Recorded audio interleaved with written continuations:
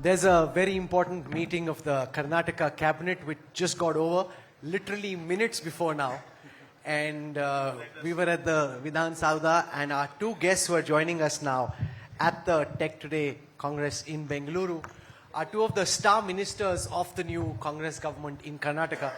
And they've agreed to come here to the Business Today, Tech Today Congress straight after that cabinet meeting got over. So thank you very much, Mr. M B Patil, the Industries Minister, and Dinesh Gundu, the Health Minister of Karnataka. Thank you so much. Can we have a very warm round of applause as you welcome our special guests to the Tech Today Congress. I want to start by asking Mr. Patil about the promises which were made in the manifesto of the Congress party before the elections, which you've operationalized and announced today. And since that happened literally moments before now, before I get to industries, which is our key thrust, do you just want to take everyone through, because there's so much curiosity about where the Congress will find the money to be able to finance these 5 promises, which the opposition at this moment thinks could be fiscally ruinous. Mr. Patil, welcome.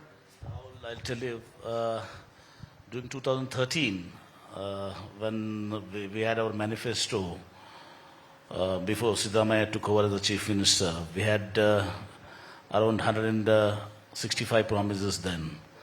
We did implement 158 promises, and another 30 which were not part of the manifesto programs. So 188 programs we delivered. But it was popular schemes like Annabhagya, Kshirabhagya, Kshibhagya. I was the Water Resources Minister. That's major and medium. 50,000 crores was promised, and I spent 58,000 crores. So like that, we have a track record of our son, and particularly our Chief Minister also, the Congress government. We have delivered whatever we have promised to the people. And today the same thing. We had given 5 guarantees, which we could see in the... We had a cabinet meeting, we all deliberated. And our Chief Minister has a track record of his own experience of as being a finance man. He knows finance of the states on his fingertips. He has calculated everything. How do I raise this money? Should I deliver? And accordingly, everything stage has been set now. And when these programs will be delivered, how it will be delivered, and what is the money involved, and all arrangements have been calculated, made, and now today we have promised the people that we are going to deliver it in the next few days. Dinesh ji, especially after 2014, the Congress has been so used to losing. How does it feel to have won such a big victory in as important a state as Karnataka? And what was the bonhomie and the chemistry like in that cabinet meeting which just got over? No, it's not that the Congress has been losing. The perception has been created that the Congress has been losing. If you see the state elections that have happened since 2017, when we lost Karnataka, after that, 2018 we lost Karnataka. Subsequently we won Rajasthan, we won Chhattisgarh, we won Madhya Pradesh. Then we had won Punjab, we lost Punjab this time. Then we have won Himachal recently. Now we have won in Karnataka. And perception has been built that, the BJP never loses. But apart from winning some of the heartland states, they have lost many states. It's not that they've been able to win in the southern states now. They've not been able to win in Andhra, Telangana, Orissa, Bengal, Bihar, so many states. If you look at it, Punjab, Delhi, they've lost many states. But unfortunately, when BJP loses, it doesn't become big news. But when Congress loses, it's huge news. And when... I thought it's the other way around, because the BJP usually doesn't lose. When the Congress wins, it's bigger news nowadays. That's what I'm saying. So if Congress wins, also you make it a big news. And if Congress loses, you make it a bigger news. But whenever BJP loses, it's not much of a news. Like Karnataka, it's a huge loss. And we know how the election was conducted in Karnataka, with the Prime Minister himself being around, Mr. Amit Shah being around. It was like they put everything into this. And they were thrashed. Literally, they were thrashed. But that didn't make big news. Otherwise, it would have been like Rahul Gandhi came and Rahul Gandhi was lost. But nobody is saying that Modi came and Modi lost. So, anyway, that apart. But for us, it's a great victory. And it has actually, I think, earlier, I remember when we had a show earlier, I was also saying with India Today that we need a balance. And in this country today, that balance has been lost. in terms of the way the political dispensation in the center is working. It is almost dictatorial. And we need a balance in the sense that the opposition also has to be strong, and the voice of the people needs to be heard by the people in power, and they need to listen to voices of dissent, differing opinions, different versions of what is happening in the country. Unfortunately, today somehow there is an atmosphere that people who speak against the establishment tend to get suppressed, or there's a fear factor also amongst many people. So I think winning Karnataka, I think, is a step towards the direction of bringing about a balance in our political system in the country. But the opposition in this state and the government nationally would counter what Dinesh ji is saying, Mr. Patil, by saying that Karnataka is not India and Bengaluru is not Delhi. And even if you won a localized election in Karnataka, this has no bearing on other elections, and especially on the 2024 general elections. Why do you think that Karnataka's victory could be a turning point for what happens from here, especially in the big elections next year? So if you, one question already Dinesh ji addressed. Modi ji did campaign here, he and Amit Shah, the Home Minister, the Prime Minister, Home Minister. They're almost residents of Bangalore for few months. Nobody was there in Delhi to take care of the nation. Secondly, whenever you see, it was Karnataka which has given a change in the country's politics. For example, Indira Gandhi ji, when she was out of power, it was Chikmagalur. She contested Lok Sabha in Chikmagalur, and it was a comeback. So now you'll see in 2024 elections, in Karnataka, we will win a minimum of 20 seats plus. Minimum 20 seats. No, but the same polls which were showing Congress popular at the local level was simultaneously, Mr. Rao, suggesting that Prime Minister Modi retains his popularity for the national elections by a percentage positive jump of 8. So at the same time when you're polling, people seem to have different preferences for the state and for the center. I mean, I will not say that the parliament elections are going to be very easy, but I think this election results has also galvanized the opposition parties, also is going to bring about a change in the way things are going to happen politically in the country. And I think voices which are, voices of dissent, voices of the opposition will be more clearly heard. And I think this gives confidence to all of us, not only to the Congress, but across to all other political parties, that BJP is not impregnable, BJP cannot be defeated, the kind of perception that they've been trying to build, we've punctured it over here.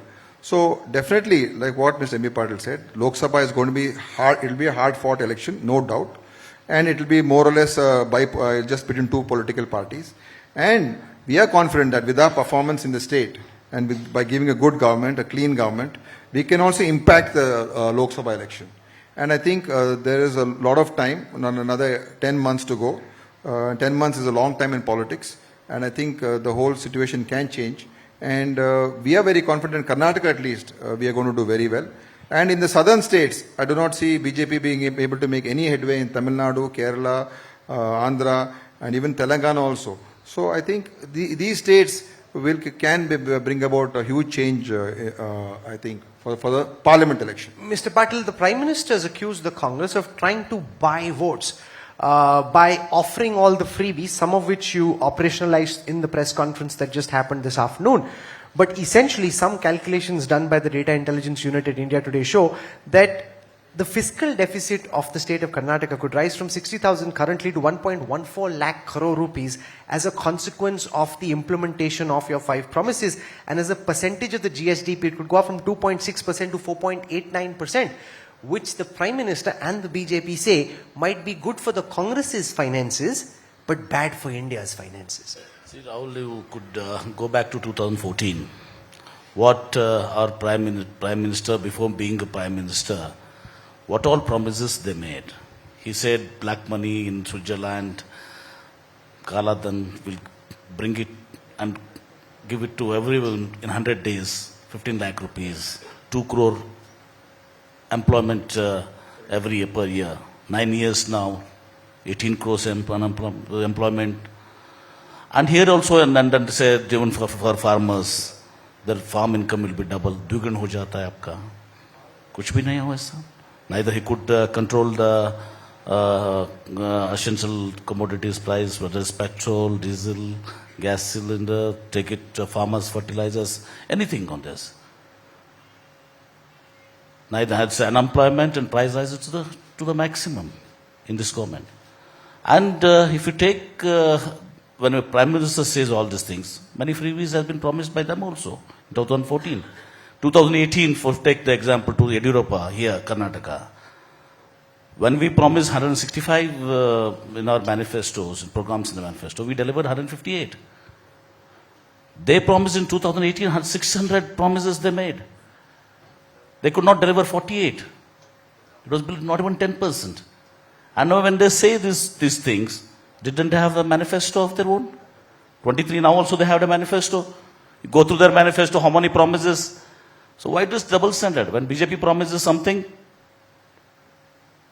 it is different. And Congress promises it is different. But we deliver. The We investment have delivered bank in the past, when we will deliver in the future financial also. services company Morgan Stanley put out a report yesterday saying that India has transformed in the last 9 years. Now, this is the same bank which was earlier saying that India is one of the fragile five. And it says 1/5 of global growth over the next 10 years going up to 2031 will come out of India. And talks about India outperforming China for most years by a 3% positive advantage when it comes to GDP. And that the BJP government cites as evidence of how a new India has been built in the last 9 years. See, I think it's definitely a great opportunity for India because of the way the world geopolitics is playing out. With the way China, the influence of China, people are getting very wary of the way China is operating. So naturally, all developed countries are looking for other options. And India is one of the best destinations. India, they're looking at some of the other countries like Vietnam, Bangladesh, they're looking at some of the other countries also. But India, I think, is one of the greatest options to balance the whole China angle. So that's a natural advantage. But I think there were many things that have been done by this government which actually has hurt our economies. When they did the demonetization, it hurt our economy. Unnecessarily for 1 year, we lost huge GDP growth. When the GST was forcefully implemented without any preparation, it unnecessarily hit our GDP growth. So India has got inherent advantages, not because of BJP or Congress or anything else. It's the way this country has evolved over a period of time. And the kind of people that we are. We are open people, we are tolerant people, we accept people. So that is one of the great things about this country, right? That is not given by any political party. It's been the movement, it's been the freedom movement, it's the way this country has evolved. So when during after post-liberalization, things changed also. So now to give credit, I can name 50 reports which are so critical of this government, which this government will just turn around and say that this report is not credible. World Bank reports, UN reports, so many reports on press freedom, on hunger, on poverty, on so many things. There are 100 reports. Will this government recognize that? No. They will pick out any report which says something good about that, about the government, and naturally every government will do that. Say, see, look, this report is saying the situation is very good. But I'm saying situation could have been far better. If you're not troubled this country so much with your foolish decisions and allowed this country with this, because that time when all these things were done, we were making a huge killing on the profits on petrol and on oil imports, because we were getting cheap oil and we were charging huge amounts of money on our people. So we were profiteering at the cost of the people. So when the good advantages were there, we lost out. It's not that we had great growth during the UPA years. The greatest number of poor people came out of poverty during the UPA years. We had, nobody can discount that. So growth, everything is part of, it has happened. And now even in this government, growth has come down because of certain decisions. Now it may be picking up also. They revised the GDP upward to 7.2%. And the same Morgan Stanley report that I was quoting, Mr. Patil, says that by 2027, India would be the third largest economy in the world. And the government says when we came in, we were at 9, now we're at number 3, or we will be at number 3. And that is what the Prime Minister claims to have helped India achieve. You should understand who kick-started all these things. The entire credit should go to Prime Minister then, Narasimha Rao ji. Narasimha Rao ji started these reforms. During his period, the globalization, what the liberalization process started. Then, as Finance Minister Manmohan Singh in the cabinet of Narasimha Raoji, thereafter he being the Prime Minister. So all this foundation was set by Congress. It is not Modi ji in the last 9 years. If you go on talking, we can talk about many things over there. The IITs, IIMs, all aims have not been started by Modi ji in the last 9 years. It was in the Congress legacy. Neither the foundation for this economic reforms and a strong financial foundation was laid down by Narasimha Rao and Manmohan Singh ji. Thereafter, it was carried out by Atal Bihari Vajpayee ji also. I should credit him also. Now, So not that, as you say, that Modi ji came and this country developed, everything started in Modi ji's period in the last 9 years. No, not at all. Now, you are the new Industries Minister of Karnataka, and Foxconn has just formally announced that they will be setting up a massive semiconductor unit very close to Bengaluru, and the Congress government naturally is wanting to announce that very proudly and at some level seek to take credit for what happened. The BJP says, "Arey, kya kar rahe ho? To humne kiya, aapne kya kiya? How can you take credit for something that the BJP government of Mr. Bommai claims to have delivered? It just so happens that they got voted out, and that announcement has been made now." You can cross-check with the Foxconn people only. See, I started as an Industries Minister. I started they came and met me, and immediately we said, what are the bottlenecks? There are small issues and all this. We concluded it on those issues, and we have promised a date which I will deliver. This government will deliver. Okay, all these things happen. You know, the process had started in the previous government. All this process they're going to continue. But we have taken a concrete, this one, we are concluding not only this Foxconn issues, there are many more issues. I had a detailed review of my portfolio. I have done my homework. I'm setting up agendas. There are so many issues. So do you want to talk a bit about the project and the kind of benefits you think it brings to Karnataka, employment over here, and possibly as a bellwether for other companies looking at setting up manufacturing units in the electronic space in India? See, one thing I'll tell Rahul, Karnataka is not a preferred destination, not only in India. The entire world looks at Karnataka. And nowhere you'll get this atmosphere, you know. See, there's maybe in the last 4 years there was a little beating when it happened into communal lines and all this. But Karnataka has been a peace-loving country, a state, and a very progressive state. And you will see now, down the next 5 years, 20, we'll see that brand Bangalore, brand Karnataka, again will be the number one in the country, and entire the world looks up towards us. And that we mean business, and we want to ease out many things here, no? Yesterday I talked about single window clearance. We are taking up the single window clearance, which has many windows there. We want to make it ease it out to a real single window clearances and all these things, ease of doing business.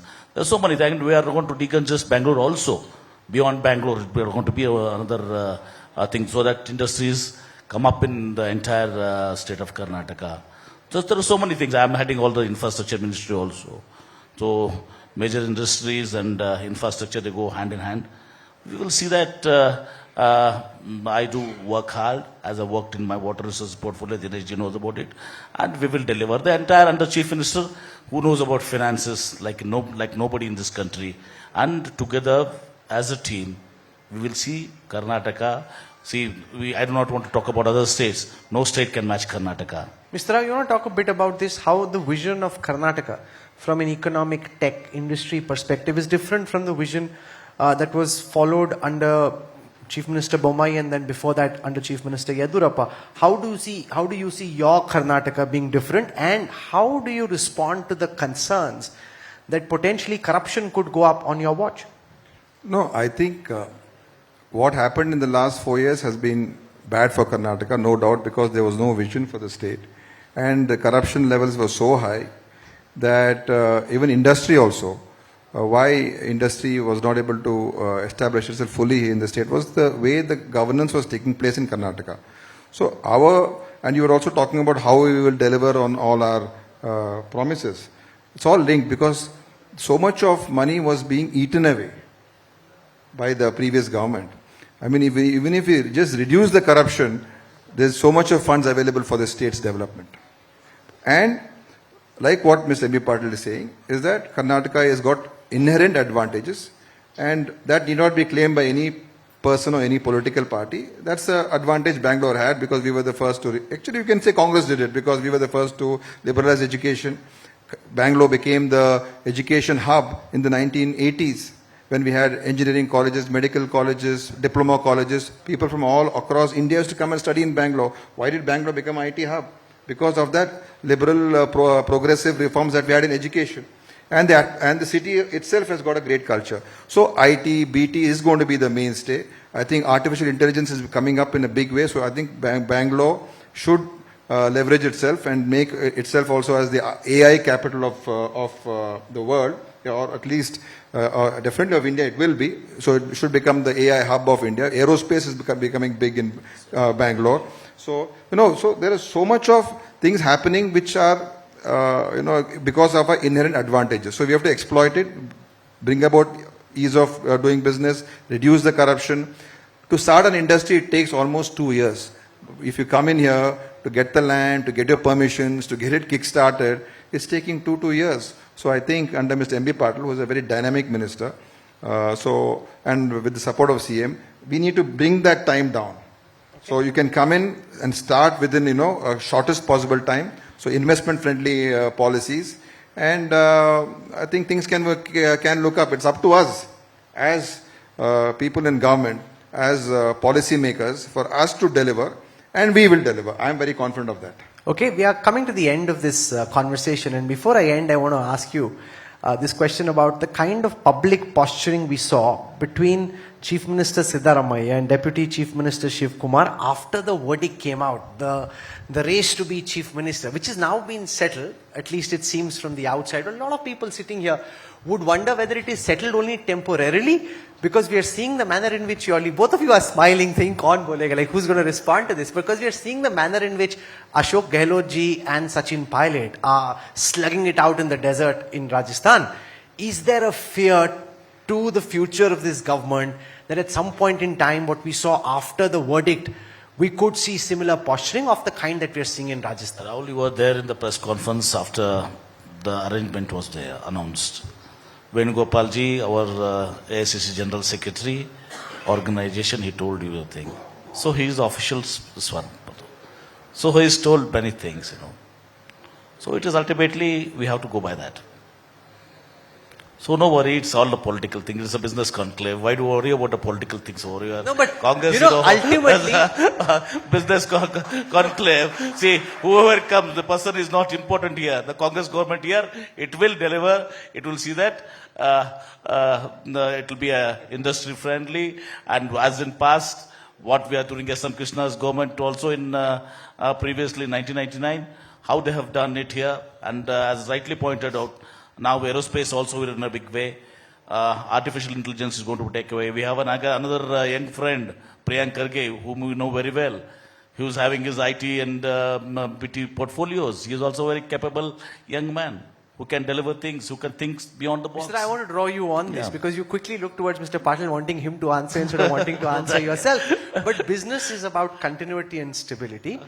And the concern that there could be stress in the system of the kind that we saw for a few days after the verdict came out, it's a very real fear. How do you allay it? No, this fear has been spoken about since the last 3 years. That how will they work together? Will they be able to bring the Congress back to power? Will the entire Congress leadership be able to handle, not only them, there are other leaders also. So will they be able to all work together? So this has been expressed repeatedly for the last 3 years, and we've got tired of answering these questions from people like you and so many else, that no, we are all together, we are united, we are going to fight the elections and we're going to win it. So there's always the naysayers. So now we have proved them wrong then, and we'll prove them wrong again. We are confident, and we also understand the whole, actually to tell you seriously, we also understand the whole political dynamics in the country today. And we have a greater responsibility to prove that, that Congress can deliver, Congress can give good governance, good government, and Congress is an option.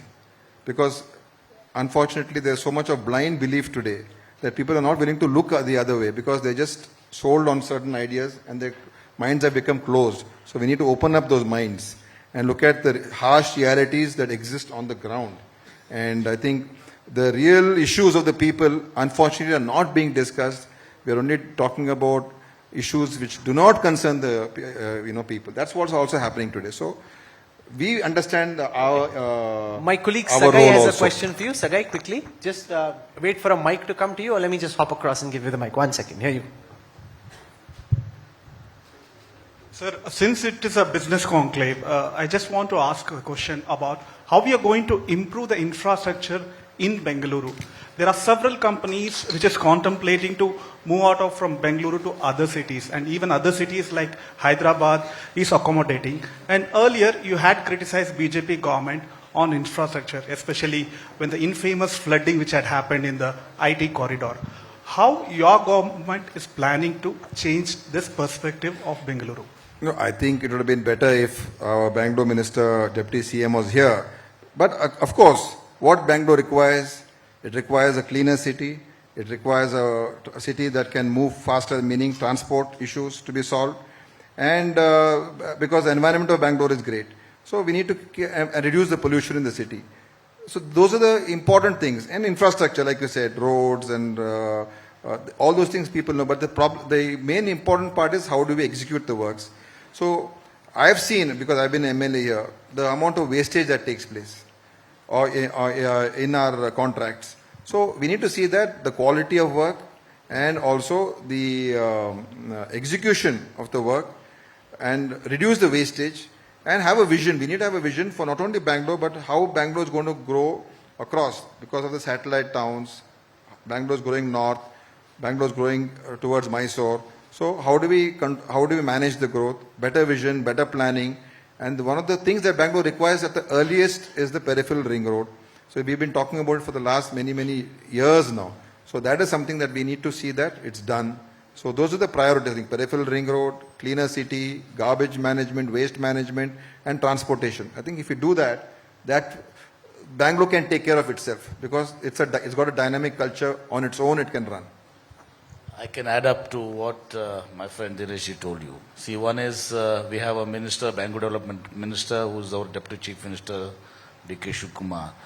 So he also is a dynamic person. He'll also take it forward, all the infrastructure works. And I'm an infrastructure minister. So I'm open to, because infrastructure, we handle all the private partnership projects over here. So together we all will move. And Bangalore has to give a trust now. Because not many years in the last maybe 5-10 years, so there has been a little, we hear from the people that infrastructure in Bangalore has to give an importance, and it is paramount with us. And we'll see that whatever the industries, whatever the people want, and this one they want, we will see that the infrastructure in Bangalore will be one of the best in the country. Mr. B Patil, Dinesh Gundu Raoji, I can't thank you enough for agreeing to join us here at the Tech Today Congress. Also on such a big day, on a very busy day where your promises were finally at least announced. They need to be implemented. The money and the benefits need to reach the last mile. And as you said very correctly, that people are watching Bengaluru much more than usual, for the reason that you mentioned, that the Congress hasn't been winning, and if it wins, what's the kind of governance that it can provide? And can it provide a governance model which is genuinely different from that of the BJP, which people then start buying into? So you carry with that great victory, great responsibility, and we wish you all the best for the journey ahead. Last word. Yes. I asked you about, not in a business summit, you were asking me a political question. I have a political answer for you. I saw your this one during the exit poll, and you said about what you said about the state came true.